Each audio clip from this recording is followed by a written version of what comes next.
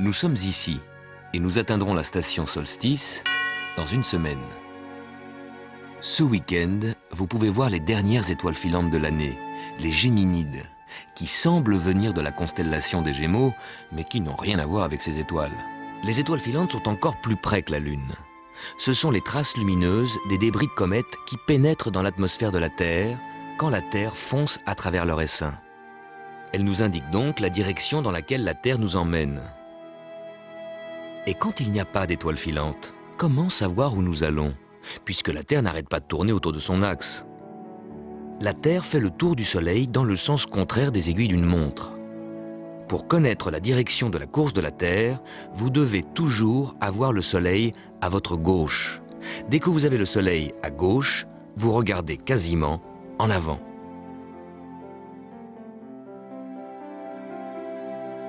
Le matin, mettez le Soleil levant à votre gauche. Regardez le sud et vous regardez dans le sens de la marche de la Terre. À midi, le Soleil est au sud.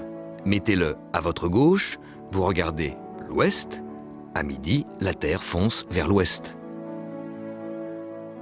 Et le soir, mettez le Soleil couchant à votre gauche, vous regardez le nord. Vous êtes dans le sens de la marche de la Terre. Ainsi, à tout moment, vous saurez comment regarder en avant.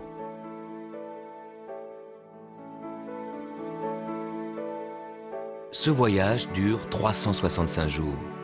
Un jour, c'est un tour complet de la Terre autour de son axe en 24 heures, de midi à midi.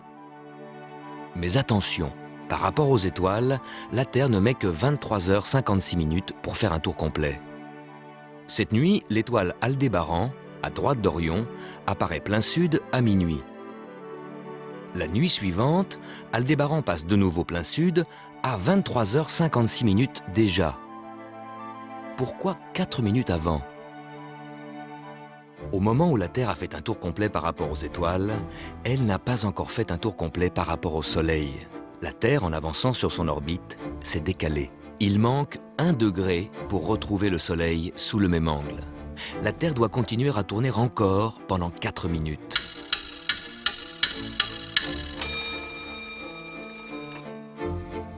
La Terre retrouve les étoiles au bout de 23h56. Mais elle met 4 minutes de plus pour retrouver le Soleil sous le même angle. 23h56 plus 4 minutes égale 24 heures. Le compte est bon. Mais en 24 heures, la Terre ne fait pas seulement un tour complet. Elle fait un tour complet plus 1 degré. Voilà pourquoi les étoiles, d'une nuit à l'autre, glissent 1 degré vers la droite, une largeur de main en une semaine.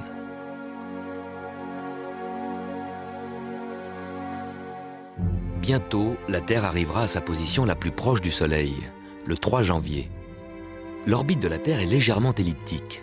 Quand la Terre est plus proche du Soleil, la force d'attraction du Soleil est plus grande. La Terre accélère. Le Soleil semble prendre du retard par rapport à nos montres, car la mécanique rigide et régulière de nos montres ne peut pas s'adapter constamment au passage du Soleil qui varie de jour en jour. En décembre, quand nos montres indiquent midi, le Soleil se trouve tous les jours un peu plus à gauche. De jour en jour, il prend du retard. Par contre, les cadrans solaires indiquent toujours fidèlement la position du Soleil. Depuis Louis XIV, les horloges de plus en plus précises ont fait apparaître une différence avec les cadrans solaires, une différence entre l'heure civile et l'heure solaire. Il fallait donc que les cadrans solaires soient plus précis. La ligne droite de leur marque de midi fut remplacée par un 8 allongé, qui est le miroir des positions du Soleil au cours de l'année.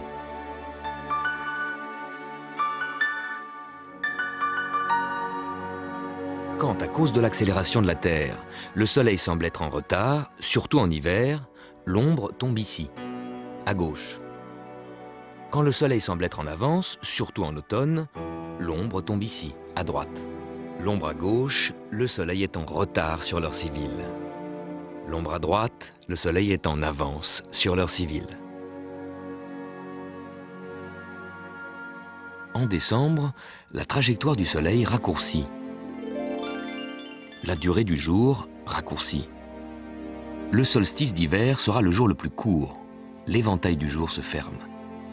Le solstice sera le jour où le soleil se lèvera le plus tard et se couchera le plus tôt. Non. Le coucher de soleil le plus tôt de l'année, c'est aujourd'hui. Déjà. Du 6 au 18 décembre, le soleil se couche tous les soirs pratiquement à la même heure. Mais chaque matin, il se lève 1 minute plus tard. Et tous les jours, le soleil passe un peu plus tard à son point culminant. Nos montres sont réglées sur une heure moyenne, valable toute l'année. Du moment que la Terre s'accélère, le soleil semble prendre du retard. Tous les jours, il traverse le méridien un peu plus tard. De jour en jour, le soleil se lève plus tard, mais se couche tous les soirs à la même heure. Le coucher du soleil le plus tôt de l'année, c'est maintenant. Le soir, le temps s'arrête. Les nuits s'allongent, les jours raccourcissent. Pourquoi la nuit, il fait nuit? Parce que nous nous trouvons à l'ombre de la Terre. Les rayons du soleil ne peuvent pas nous atteindre. Côté nuit, l'atmosphère n'est pas exposée au soleil. Le soleil illumine l'atmosphère qui enveloppe la Terre. Ce mélange d'azote et d'oxygène apparaît bleu. Notre Terre, vue de l'espace, se présente comme la planète bleue. Ce que nous percevons comme jour, c'est l'effet du soleil sur l'atmosphère. En plus des rayons qui viennent directement du soleil, l'atmosphère, ainsi illuminée, répand partout une lumière indirecte, diffuse, qui éclaire même les espaces à l'ombre. Sur la Lune, il n'y a pas d'atmosphère. Il ne fait pas vraiment jour. Même en plein soleil, le ciel reste noir. Les engins spatiaux sont éclairés par le soleil, mais ils naviguent dans un ciel noir. Les étoiles sont des soleils lointains, visibles, mais trop éloignés pour nous éclairer. Le soleil envoie des rayons de lumière partout, dans toutes les directions. Mais tout ce que nous envoyons, ce sont les quelques rayons que les planètes Vénus, Mars, Jupiter et Saturne nous renvoient. Les rayons de lumière qui n'ont rien à éclairer restent invisibles.